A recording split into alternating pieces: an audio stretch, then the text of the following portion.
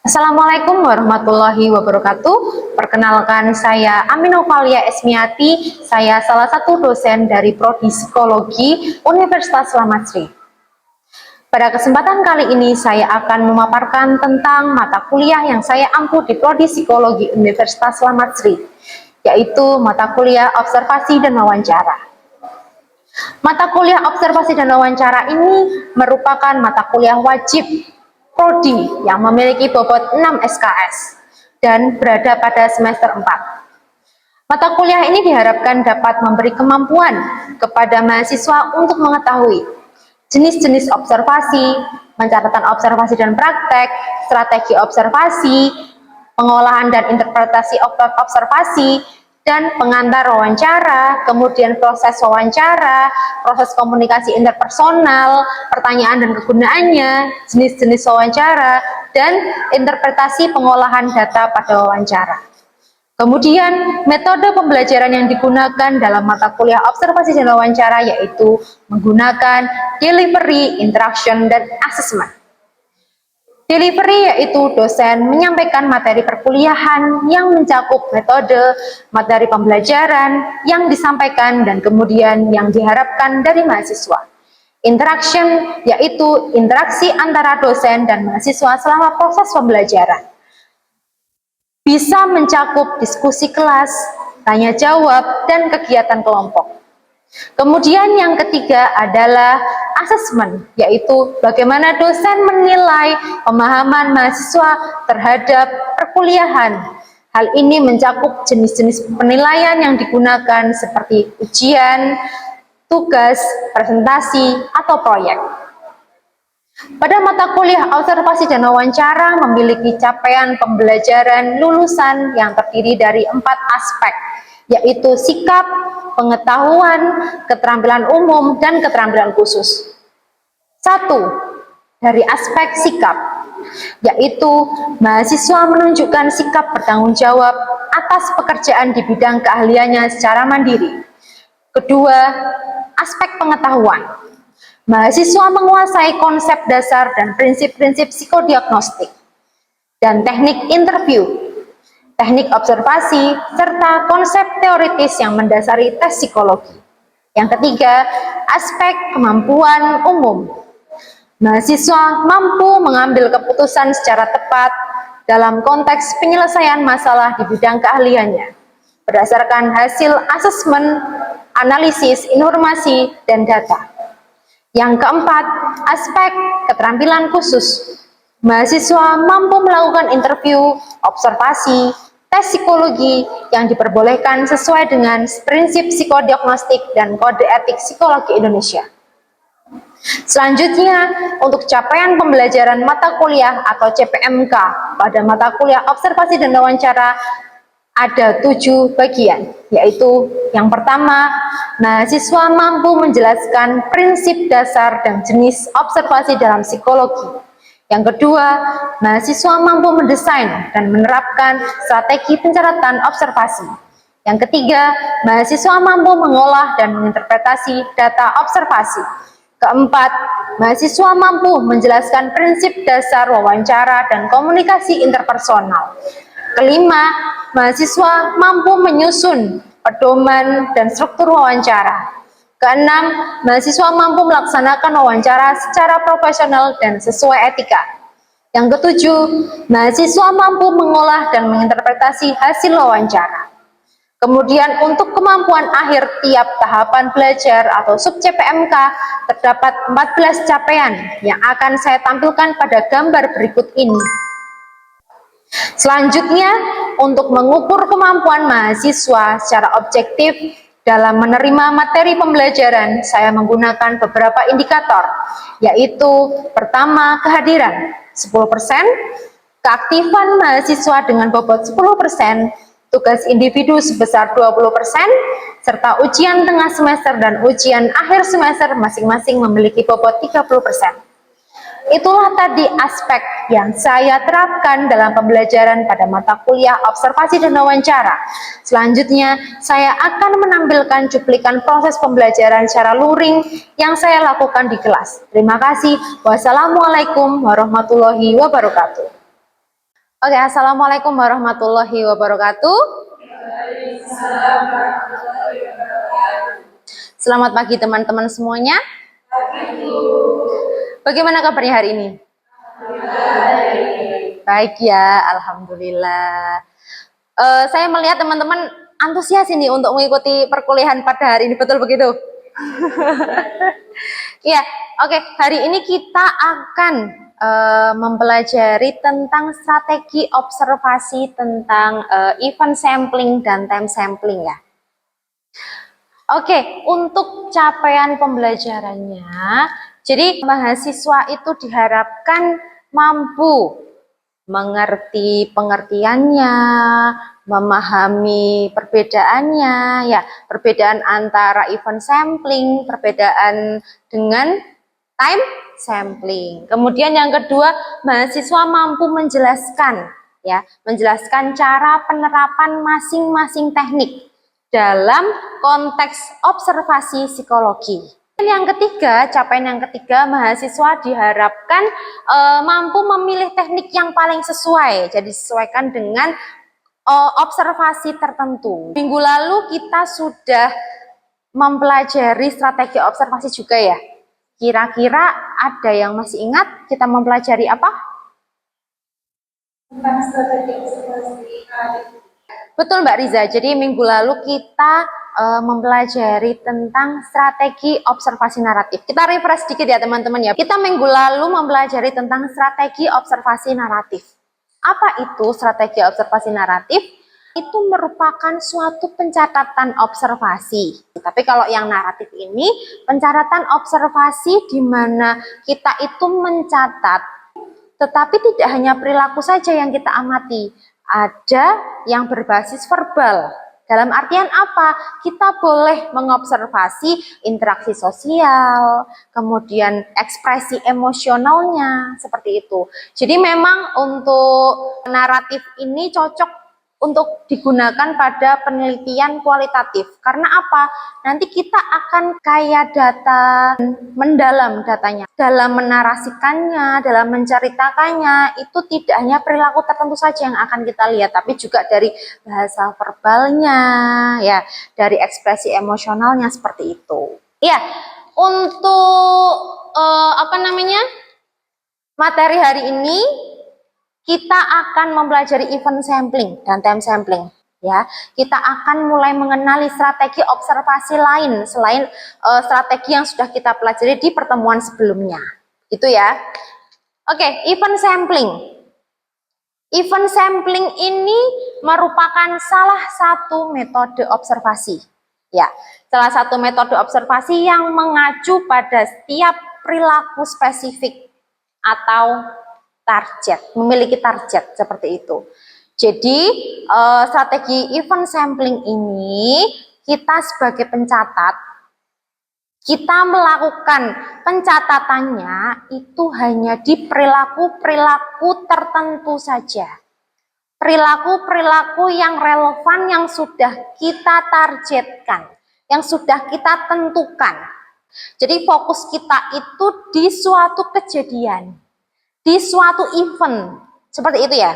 Oke, jadi berbeda dengan pertemuan yang lalu ya, kita akan mempelajari strategi observasi naratif. Jadi event sampling ini berbeda dengan strategi observasi naratif. Kalau yang naratif itu kan kita boleh melakukan pencatatan, di mana pencatatan itu bisa dari segi verbalnya, dari perilaku-perilakunya, dari ekspresi emosionalnya. Berbeda dengan event sampling ini. Untuk event sampling ini, kita itu melakukan pencatatannya itu hanya perilaku-perilaku tertentu saja. Perilaku spesifik, perilaku yang sudah kita tentukan. Jadi di sini memang ada batasannya. Tidak semua kita ceritakan, seperti itu. Ya.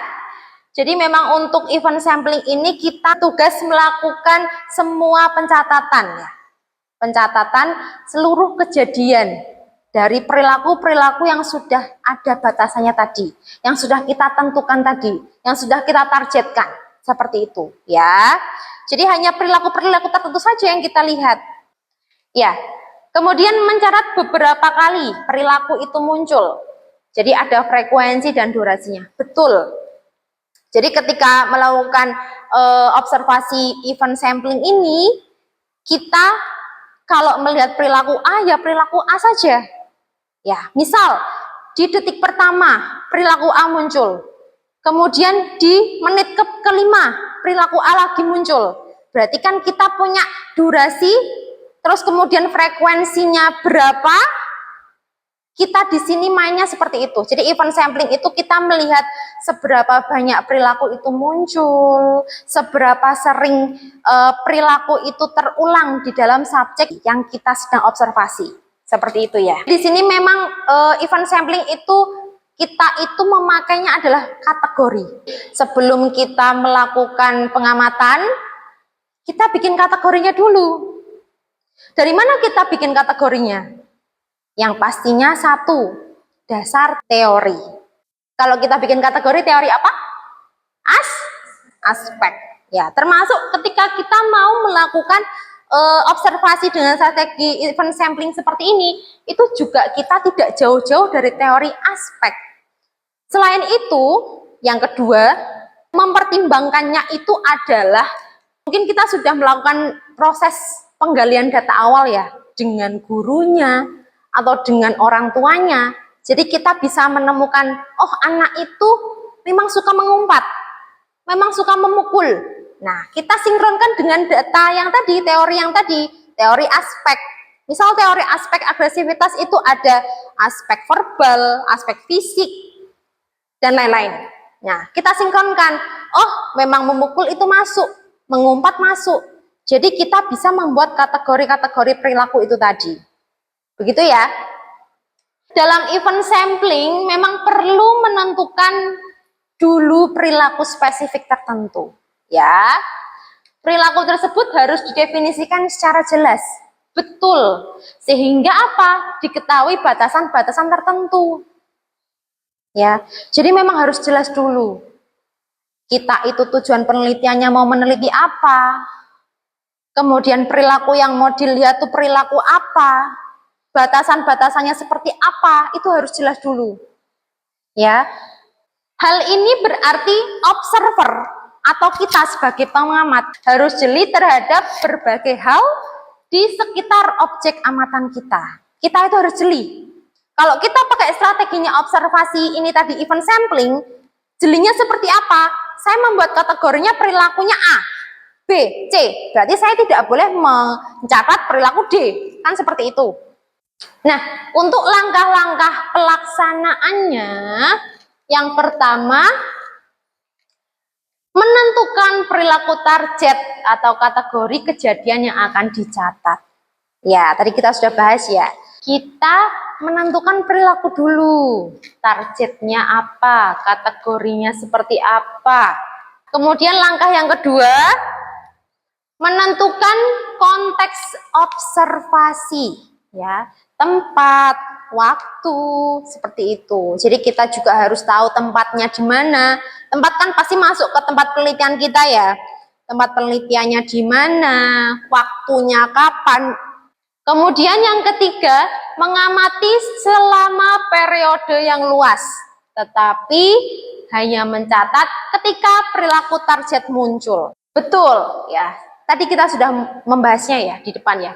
Jadi periode yang luas itu boleh kita mengobservasi dalam satu hari full, itu boleh kalau tempat penelitiannya memperbolehkan ya.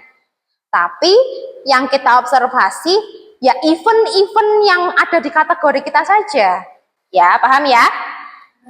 Oke, kemudian langkah yang keempat, menggunakan format pencatatan yang mencatat waktu kejadian, deskripsi singkat, dan reaksi. Ya, tadi sudah masuk di dalam form tadi ya. Jadi kita membuat format pencatatan agar lebih mempermudah diri kita ketika melakukan pencatatan di lapangan. Keunggulan event sampling. Nah, untuk event sampling di sini berguna di situasi observasi yang terkontrol. Ya, dengan demikian Perilaku amatan bisa lebih jelas diidentifikasi permulaan hingga akhirnya. Kemudian yang kedua, dapat memberikan data perilaku spesifik. Di sini perilaku bullying verbal, ada umpatan, intonasi tinggi, menghina, dan lain-lain. Ya, jadi memang memberikan data perilaku yang spesifik. Dan yang ketiga, dapat memberikan data kuantitatif. Contohnya, jumlah pukulan. Jadi kan tadi ada frekuensi, durasi, kita bisa tahu memukulnya berapa kali, mengumpatnya berapa kali, durasinya berapa lama, kan seperti itu. Kemudian kita lanjutkan ke keterbatasannya.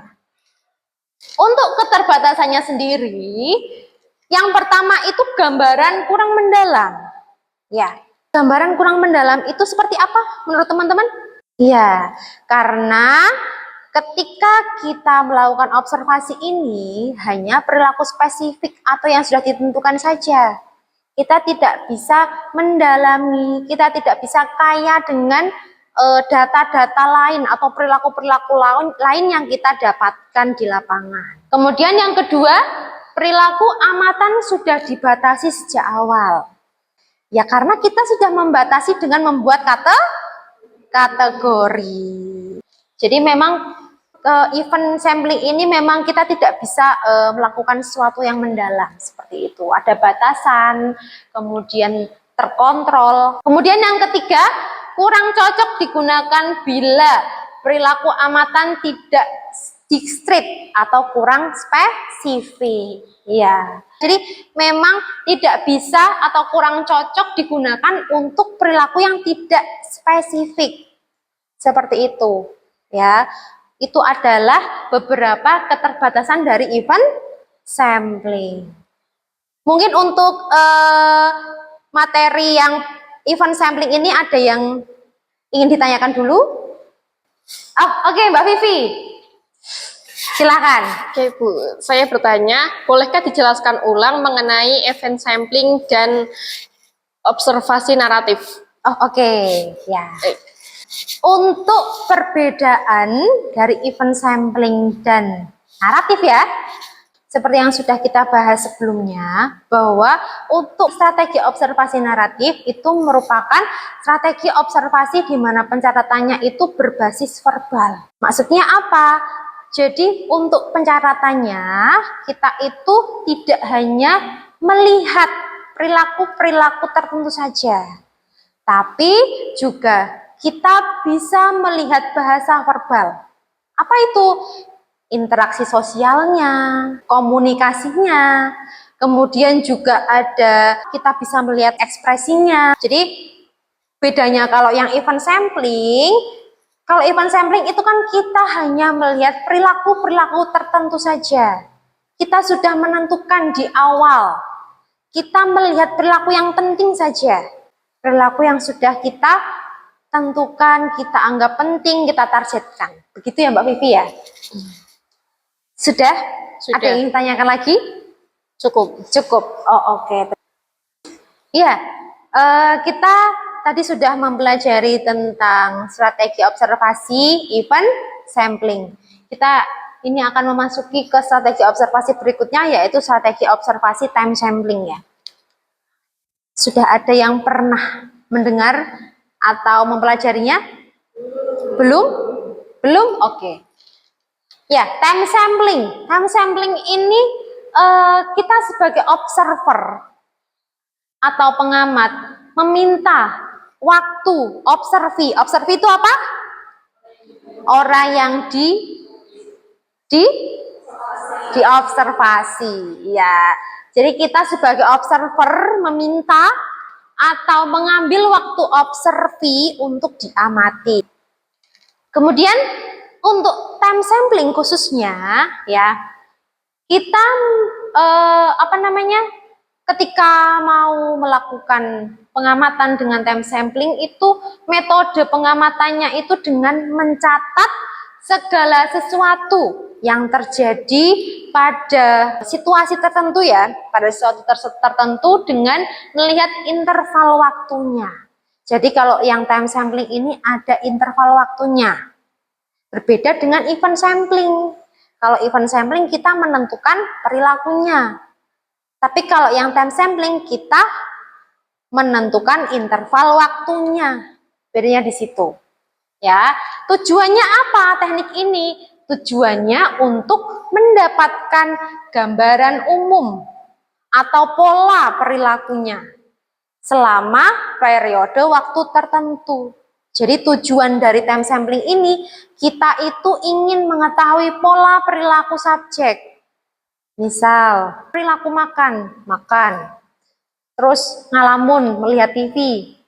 Oh, makan lagi.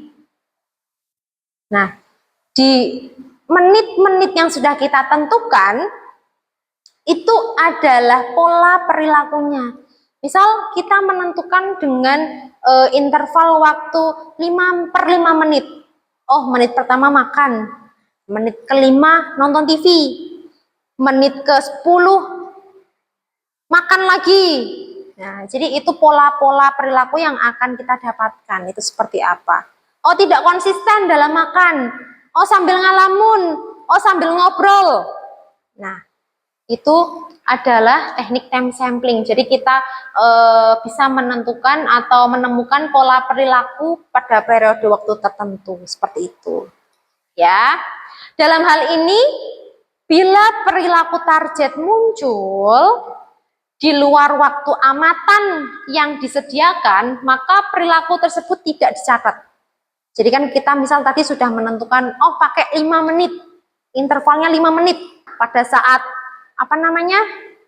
membaca ya, itu tidak dibaca ketika itu masih masuk ke waktu 3 menit seperti itu, karena kita sudah menentukan per 5 menit. Jadi ya per 5 menit pertama, per 5 menit kedua yang kita lihat seperti itu, begitu ya. Kemudian nah ini contoh dari interval 5 menit tadi. Dalam pencatatan ya, ketika teman-teman mau memakai strategi time sampling ini, bisa memakai format seperti ini. Jadi dibuat tabel. Kemudian tabelnya itu ada waktu, ada aktivitas atau perilaku. Ya. Jadi misal per 5 menit, kalau di sini contohnya, oh jam 9 mendengarkan guru. Jam 9:05 berbicara dengan teman. 9:10 menggambar. Jadi untuk time sampling ini memang kita harus tahu mau berapa menit, berapa detik interval yang akan kita gunakan. Begitu. Ya, jadi untuk langkah yang dilakukan itu yang pertama menentukan interval waktu pengamatan. Jadi berbeda dengan yang event sampling tadi ya. Yang kita tentukan adalah kita menentukan apa tadi? Kategori. Jadi kita punya kategori perilaku ya. Tapi kalau yang langkah yang dilakukan di time sampling itu kita menentukan interval waktu. Kemudian yang kedua, menyusun lembar pencatatan yang memuat kolom waktu dan kolom perilaku yang tadi sudah kita lihat ya. Jadi ada kolom waktu, ada kolom perilaku ya. Yang kita tulis adalah setiap interval waktu yang sudah kita tentukan gitu. Kemudian menggunakan alarm atau pengingat untuk mencatat pada waktu yang telah ditentukan. Jadi kita bisa pakai alarm di HP kita ya, untuk mengingat, oh udah 5 menit, oh udah 10 menit, kayak gitu. Kemudian yang keempat, mendokumentasikan apa yang terjadi pada saat titik waktu tersebut. Ya, jadi kita dokumentasikan apa yang terjadi. Dokumentasikannya dalam bentuk apa? Dalam bentuk catatan. Ya, catatan. Oh, menit kelima Mbak Yanti sedang menulis. Nah, untuk kelebihan dari time sampling sendiri itu efisien dalam segi waktu dan energi. Efisien dalam segi waktu dan energi. Karena apa? Kita itu sudah menentukan interval waktunya. Ya. Dan kita tahu, oh berhenti di jam berapa misal. Ya, kemudian yang kedua, bisa mendapat data hubungan antar waktu dan perilaku. Ya, ini maksudnya adalah, jadi kita itu bisa tahu, oh perilaku apa yang muncul di waktu tertentu, kan begitu. Ya, kemudian yang ketiga, memungkinkan checking interobserver, ya, sehingga dapat lebih reliable. Gitu. Yang keempat, tidak menuntut peralatan yang banyak dan mahal. Yang kita butuhkan hanya apa? Alarm dari HP, pensil atau pulpen, dan apa? Lembar observasi. Hanya itu saja. Tuh. Kita lanjutkan ya. Nah, untuk keterbatasannya, jadi kelebihan ada keterbatasan ya. Data kurang mendalam, betul. Seperti event sampling, kita juga akan mendapatkan data yang kurang mendalam. Karena apa? Ya terkontrol itu tadi. Kita punya batasan-batasannya. Cuma bedanya kalau yang event sampling batasannya ada di perilaku. Yang time sampling batasannya ada di interval waktu.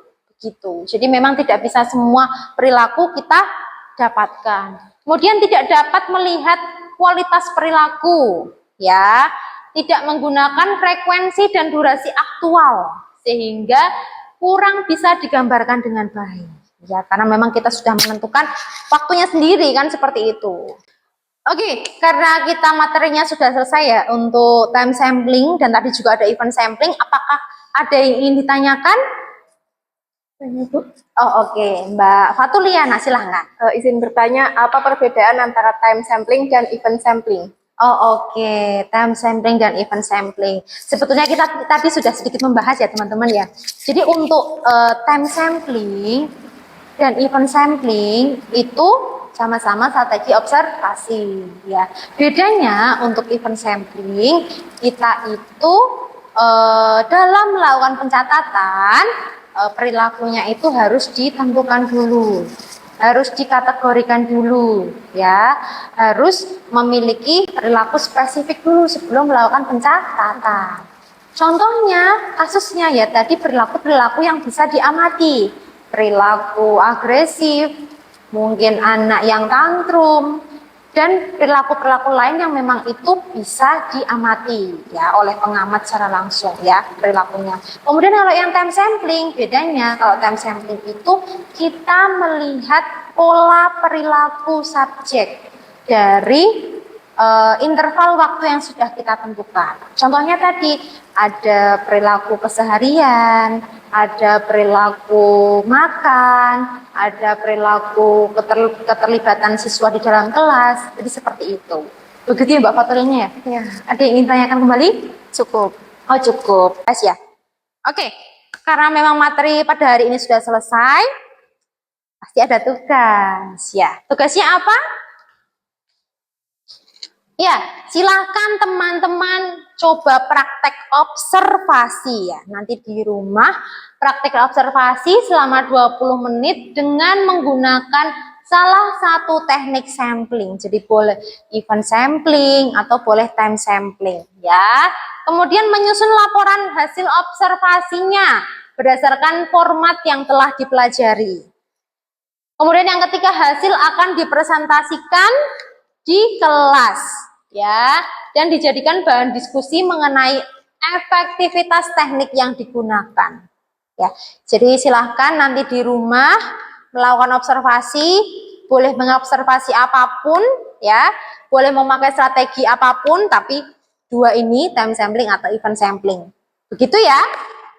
Oke, untuk mengakhiri pertemuan pada pagi hari ini, sebelumnya ya saya ingin menyampaikan silahkan teman-teman mulai mempelajari juga ya. Jadi minggu depan kita akan mempelajari strategi observasi checklist dan rating scale. Ya silahkan teman-teman bisa baca-baca dulu atau searching-searching dulu sehingga teman-teman ada bayangan, ada referensi ketika kita diskusi, jadi sudah tahu seperti itu ya. Gitu ya. Oke, kalau begitu saya akhiri pertemuan perkuliahan pada pagi hari ini. Terima kasih atas kehadirannya. Wassalamualaikum warahmatullahi wabarakatuh.